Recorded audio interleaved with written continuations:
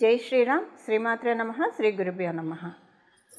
2025 సంవత్సరం మే నెల 15వ తారీఖు నుంచి దేవగురువైన బృహస్పతి ఆయన సంచారాన్ని మారుస్తూ ఉన్నారు. ఇన్నాళ్ళు వృషభ రాశిలో సంచారం చేసిన బృహస్పతి ఇక్కడి నుంచి మే 15వ తారీఖు నుంచి వృషభ రాశి నుంచి మిథున రాశిలోకి ఆయన బంగారు పాదాన్ని మోపుతూ ఉన్నారు. మిథున రాశిలోకి ఆయన ఆగమనము ద్వాదశ రాశుల వాళ్ళకి ఎలాంటి ఫలితాలని ప్రసాదిస్తుంది, ద్వాదశ లగ్నాల వాళ్ళకి ఎలాంటి ఫలితాన్ని ప్రసాదిస్తుంది అన్న విషయాన్ని మనం తెలుసుకుందాము. నవగ్రహాల్లో దేవగురువైన బృహస్పతి మరియు శనీశ్వరుడు వీళ్ళిద్దరి సంచారము కూడా రాశులు మారేప్పుడు ప్రత్యేకతలు ఉంటాయి. ఉదాహరణకి శనీశ్వరుడికి ఏలినాడు శని ఉంటుంది, అర్ధాష్టమ శని ఉంటుంది, అష్టమ శని ఉంటుంది. కొన్ని రాశుల వాళ్ళకి ఏలినాడు శని, కొన్ని రాశుల వాళ్ళకి అర్ధాష్టమ శని, కొన్ని రాశుల వాళ్ళకి ఏలినాడు శని ఇలా ఉంటుంది, అష్టమ శని ఇలా ఉంటుంది. అలానే దేవగురువైన బృహస్పతి ప్రతిసారి రాశి మారేటప్పుడు పుష్కరాలు వస్తాయి, నదులకి పుష్కరాలు వస్తాయి. పుష్కరుడు నదికి ప్రవేశిస్తాడు. ఇప్పుడు మే 15వ తారీఖు నుంచి ఒక 12 రోజుల పాటు సరస్వతి నదికి పుష్కరాలు వస్తాయి. సో అందువల్ల దేవగురువైన బృహస్పతి ప్రతిసారి రాశి మారేటప్పుడు అది కొన్ని ప్రత్యేకతను సంతరించుకుంటుంది. ఈ ప్రత్యేకతలు మీ రాశుల వాళ్ళకి ఎలాంటి ఫలితాన్ని ఇస్తుంది? కాలపురుషుడు కుండలిలో 3వ స్థానం సహజ 3వ స్థానము, బచక్రంలో సహజ 3వ స్థానమైన మిథున రాశిలో దేవగురువైన బృహస్పతి సంచారము. యాక్చువల్గా 3వ స్థానం అనేది మరణకారక స్థానము. మనకి పరాశర సంహిత ప్రకారం బృహస్పతికి మరణకారక స్థానము. కాకపోతే అదే పరాశర హోరాశాస్త్రం చెప్పే విషయం ఏంటంటే 3వ స్థానాల్లో గురు భగవానుడు యొక్క సంచారము సౌభాగ్య యోగాన్ని కూడా ప్రసాదిస్తుంది. సౌభాగ్య యోగం ఎలా ప్రసాదిస్తుందంటే ఆయన ఎప్పుడైనా సరే 3వ స్థానంలో ఉంటే 5వ దృష్టితో 7వ స్థానాన్ని చూస్తాడు, అలాగే 7వ దృష్టితో 9వ స్థానాన్ని చూస్తాడు, అలాగే 9వ దృష్టితో లాభస్థానాన్ని చూస్తాడు. సో అంటే ఆయన దృష్టిలన్నీ మంచి స్థానాల మీద పడుతున్నాయి. ఇప్పుడు 7వ స్థానం సప్తమ స్థానం అంటే వ్యాపారం బాగా సాగుతుంది, వివాహం కాని వాళ్ళకి వివాహం అవుతుంది, అలాగే వైవాహిక జీవితంలో పొరపచ్చాలు ఏమన్నా ఉంటే అవి తొలగిపోతాయి. 9వ స్థానం మీద ఆయన సహజ కాలపురుషుడు కుండలిలో 9వ స్థానానికి అధిపతి, ఆయన ధనుసు రాశికి అధిపతి. 9వ స్థానం మీద ఆయన దృష్టి పెట్టినా కూడా అది చాలా విశేషాంశం. అంటే ఇంకా అదొక లక్ష్మీ యోగం అని మనం చెప్పచ్చు. శ్రీలక్ష్మి యోగాన్ని మనకి కలిగిస్తుంది. అంటే మనకున్న పూర్వపుణ్యం అంతా కూడా వస్తుంది. ఈ జన్మలో మనము ఇంకా ఏం కర్మను మంచి మంచి థాట్స్ ఇస్తారు, ఈ పని చెయ్యి, మీకు ఇన్ని వరాలు వస్తాయి, ఇన్ని బ్లెస్సింగ్స్ వస్తాయని మనకి మైండ్లో మస్తిష్కంలో ఆయన కూర్చొని చెప్తూ ఉంటారు. అలాగే ఆయన లాభస్థానం అంటే ఇక చెప్పక్కర్లేదు, ఫైనాన్షియల్గా బాగా ఉంటుందన్నమాట. అందరితోటి బాగుంటుంది, ఫైనాన్షియల్గా టర్మ్స్ బాగుంటాయి. ఇది మిథున రాశిలో ఉంటూ సహజ కాలపురుషుడు కుండలిలో 3వ స్థానంలో. మళ్ళీ ప్రతి రాశి వాళ్ళకి ఇది మారుతుంది, కానీ సహజ కాలపురుషుడు కుండలిలో 3వ స్థానం అవ్వడం వల్ల ఈ మరణకారక స్థానానికి సింపుల్ కాన్సలేషను ఆయన సౌభాగ్య యోగాన్ని కూడా ప్రసాదిస్తున్నాడు. 2 ఉన్నాయి. సో ద్వాదశ రాశుల వాళ్ళకి, ద్వాదశ లగ్నాల వాళ్ళకి జూపిటర్ యొక్క గురు భగవానుడి యొక్క మిథున రాశి సంచారము ఎలాంటి ఫలితాన్ని ఇవ్వబోతోంది, దీనికి సంబంధించిన పరిహారాలు ఏం చేసుకోవాలి, ఇంకా మనకి బాగోకపోతే దాన్ని తప్పించుకోవడానికి ఏం చేసుకోవాలి, బాగా ఉంటే వాటిని ఇంకా ద్విగుణీకృతం చేసుకోవడానికి ఏం చేయాలి, ఇవన్నీ కూడా ఇప్పుడు మనం పరిశీలిద్దాం. వృషభ రాశి వృషభ లగ్నంలో పుట్టిన వాళ్ళకి మీకు 2వ స్థానంలో గురు భగవానుడు సంచారం చేస్తూ ఉన్నారు. మీ మాటకి విలువ పెరుగుతుంది. మీకు అంటే కొంచెం ప్రశాంతంగా అనిపిస్తుంది. ఎక్కువగా మీరు భగవంతుడి స్తోత్రాలు అవి చదవడానికి మీకు ఇప్పుడు గురు భగవానుడు అవకాశం కలిగిస్తూ ఉన్నారు. మీరు ఏవైనా చదవాలి, భగవంతుడికి సంబంధించినవి చదవాలి, పురాణాలు చదవాలి, ఇలాంటివి ఏవైనా మీకు పెండింగ్ ఉండిపోతూ ఉంటే కనుక ఇప్పుడు గురు భగవానుడు వాటన్నిటినీ మీ చేత పఠనం చేయించే అంశంలో మీకు చాలా బ్లెస్సింగ్స్ ఇస్తున్నారు. ఇదే పాయింట్ విద్యార్థినులకు కూడా అప్లికేబిలిటీ ఉంటుంది. మెమరీ పవర్ పెరుగుతుంది. మీరు ఏం చదువుకుంటే వాటిని గుర్తుపెట్టుకునే మెమరీ పవర్ చాలా బాగా ప్రసాదిస్తూ ఉన్నాడు గురు భగవానుడు. అయితే ఇక్కడ ఏంటంటే కొంత మీకు అంతర్గత శత్రువులతోటి మనం బాధపడుతూ ఉంటాం. ఈ అంతర్గత శత్రువుల నుంచి మనల్ని మనం కాపాడుకునే బ్లెస్సింగ్స్ను కూడా గురు భగవానుడు ప్రసాదిస్తూ ఉన్నాడు. దాంతోపాటు మీరు కాంపిటేటివ్ ఎగ్జామ్స్ మీరు కానీ మీ పిల్లలు కానీ రాస్తూ ఉంటే వాటిల్లో విజయాన్ని కూడా ఆయన ప్రసాదిస్తూ ఉన్నారు. మీరు ఏమైనా రుణ ప్రయత్నాలు చేస్తూ ఉంటే రుణ ప్రయత్నాలు సఫలీకృతం అవుతాయి. కాకపోతే కొంతమంది తోటి మీకు మనస్పర్ధలు ఉంటాయి. అంటే ఇదివరకు కాలంలో మీకు కొంతమందితో ఇదివరకు కాలంలో అంటే నా ఉద్దేశము మే 15 ముందు వరకు కూడా, అంటే కరెక్ట్‌గా చెప్పాలంటే 2025 జాన్ నుంచి వేసుకోండి.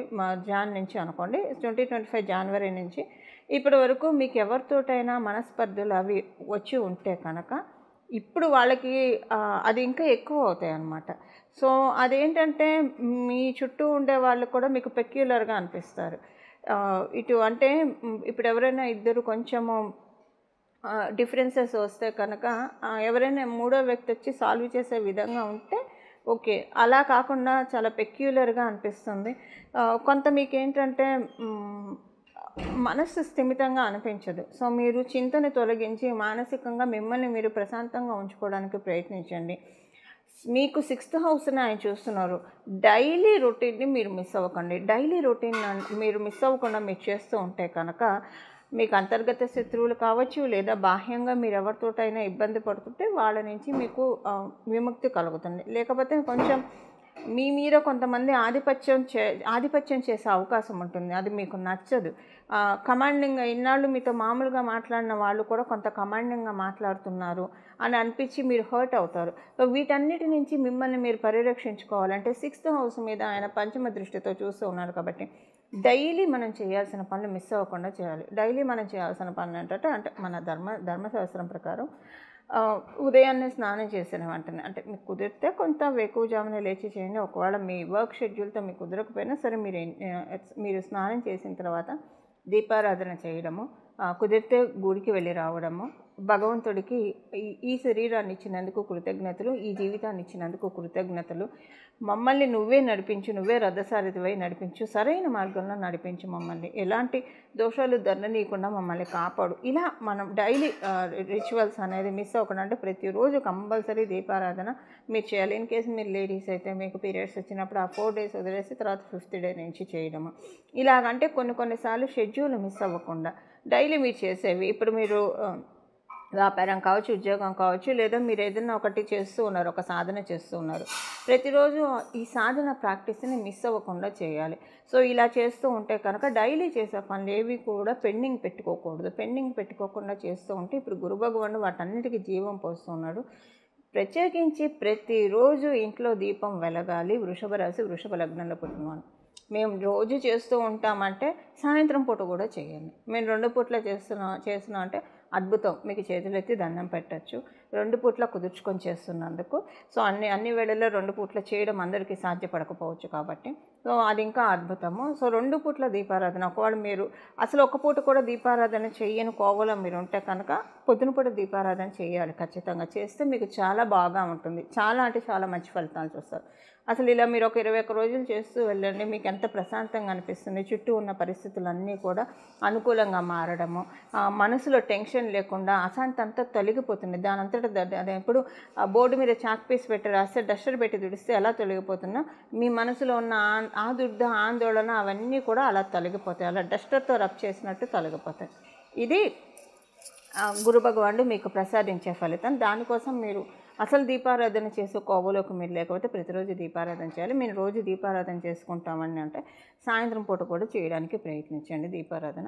ఇన్ కేసు సాయంత్రం పూట దీపారాధన చేయడానికి అవకాశం లేకపోతే కనీసం కాళ్ళు చేతులు కడుక్కొని మొహం కడుక్కొని శుభ్రంగా ఒక అగరబత్తి తిప్పడం దేవుళ్ళకి అలాగన్నా చేయండి. చాలా మంచి ఫలితాలను అయితే మీరు చూస్తారు. మిస్ అవ్వకుండా చేయండి. మిథున రాశిలో ఆయన సంచారము అన్ని రాశుల వాళ్ళకి యోగించే విధంగా ఉండడానికి దత్తాత్రేయ స్వామి వారి ఆరాధన చేయాలి. మీకు వీలైతే గురుచరిత్ర పారాయణం చేయడము, అలాగే గానుగాపూరు ఇలాంటి దత్తపీఠాన్ని దర్శించడము, కురుపురం ఇలాంటి దత్తపీఠాన్ని దర్శించడము. ఒకవేళ దర్శించడం కుదరకపోయినా సరే దత్తుడి యొక్క ఆరాధన ఎక్కువగా చేసుకోవడము, దత్త చరిత్ర పారాయణం చేయడానికి ప్రయత్నించండి. చాలా మంచిది. ప్రతిరోజు కూడా ఈ నామం ఇప్పుడు మనం తెలుసుకోబోయే నామము సర్వకాల సర్వావస్థలందు కూడా చేసుకోవచ్చు. అంటే మీరు ఏ కండిషన్లో ఉన్నా సరే నామజపానికి తప్పు ఉండదు. కాబట్టి ఇప్పుడు మనం తెలుసుకోబోయే నామాన్ని ప్రతిరోజు కూడా మనసులో జపించుకుంటూ ఉంటే మీరు ఏ పని చేస్తూ ఉన్నా మనసులో జపించుకుంటూ ఉంటే కనుక గురు భగవానుడి యొక్క మిథున రాశి సంచారంలో ఆయన బచక్రంలో 3వ స్థానంలో ఉంటూ ఇచ్చే సౌభాగ్య యోగాన్ని మనందరం కూడా అందుకోవచ్చు. ఇప్పుడు ఆ నామం ఏంటో మనం చూద్దాం. దత్తం భజే గురు దత్తం భజే అత్రి అనసూయ పుత్ర దత్తం భజే. దత్తం భజే గురు దత్తం భజే అత్రి అనసూయ పుత్ర దత్తం భజే.